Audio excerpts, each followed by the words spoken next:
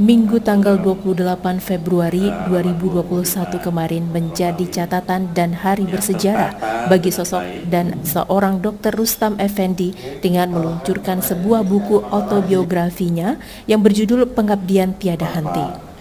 Mantan Ketua Ikatan Dokter Indonesia Wilayah Sumatera Utara dalam 2 periode, yakni tahun 2002 sampai 2005 dan 2005 sampai 2008, Dr. Rustam Effendi meluncurkan buku dirinya. Buku tersebut berisi tentang rekam jejak selama pengabdian dirinya di berbagai bidang profesi kedokteran dalam sebuah clipping surat kabar dan mendokumentasikannya menjadi sebuah buku catatan sejarah. Di dalam buku autobiografi tersebut, Dr. Rustam Effendi adalah dokter senior spesialis penyakit dalam dan juga seorang dokter puskesmas teladan. Ketika mengabdi di Secanggang Langkat tahun 1980, menuliskan rekam jejaknya sejak menjadi mahasiswa di Fakultas Kedokteran USU. Ia menjadi dokter puskesmas di Secanggang Langkat selama 4 tahun. Dokter spesialis di Rumah Sakit Umum Tanjung Balai dan berbagai rekam jejak lain dirinya. Selama 45 tahun atau sejak 1976, Dr. Rustam merupakan sosok yang mempunyai misi terarah dan rendah hati. Hal ini dibuktikan dengan diluncurkannya buku autobiografi ini.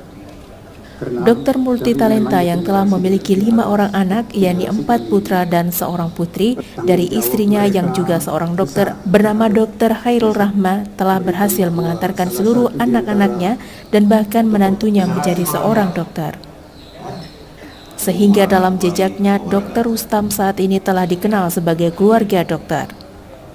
Peluncuran buku berjudul Pengabdian Tiada Henti yang berlangsung di Ruang Kartini Hotel Polonia Medan dihadiri para dokter dan sejumlah pimpinan media massa di Sumatera Utara sebagai narasumber, dan Dr. Rustam turut menyerahkan buku autobiografinya kepada seluruh pemimpin redaksi.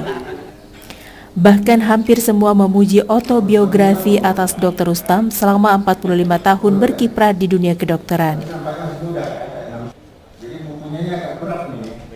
Di buku ini kan saya sampaikan bahwasannya dia konten atau isinya antara lain pada masa sejak saya SMA, kemudian sejak mahasiswa fakultas kedokteran, pendidikan spesialis, kemudian mengabdi, baik waktu dokter puskesmas di desa terisolir dengan fasilitas yang minim, di Langkat waktu itu tahun 76 sampai tahun 80, 4 tahun tanpa sarana jalan yang jelek, yang sana air minum.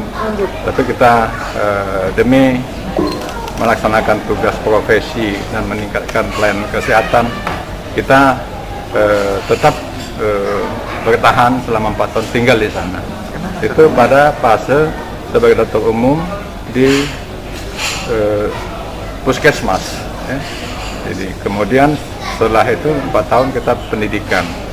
Kemudian setelah pendidikan kita juga melaksanakan pengabdian. Kita setelah selesai pendidikan spesialis, kita mengabdi di Tanjung Balai. Tanjung Balai, pada masa itu saya selesai pendidikan 85, tahun 1985, kemudian saya betul-betul di sana tahun 1986 sampai 2003. Jadi ada sekitar 17 tahun saya mengabdi. Nah, kemudian baru kembali ke Medan. Nah, kemudian kita kembali lagi ke profesi kita sebagai profesi kesehatan dan sebagai dosen.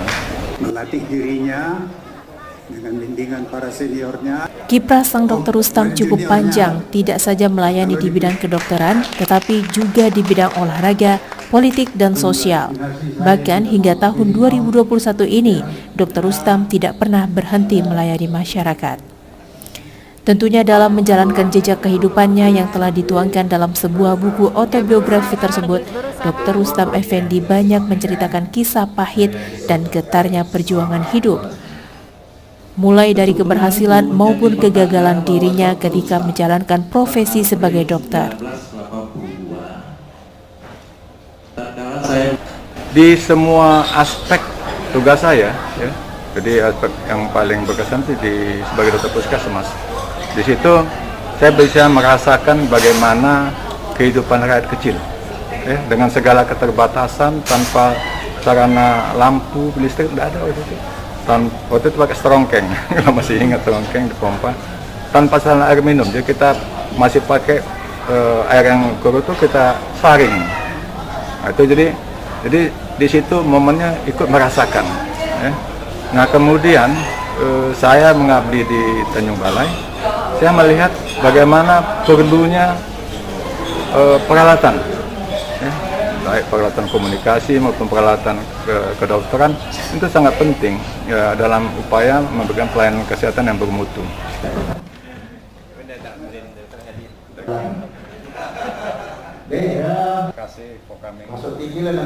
Buku ini bisa dijadikan pelajaran bagi siapapun yang membacanya, terutama bagi dokter-dokter muda. Dari Medan, Zulfahmi, TV One mengabarkan.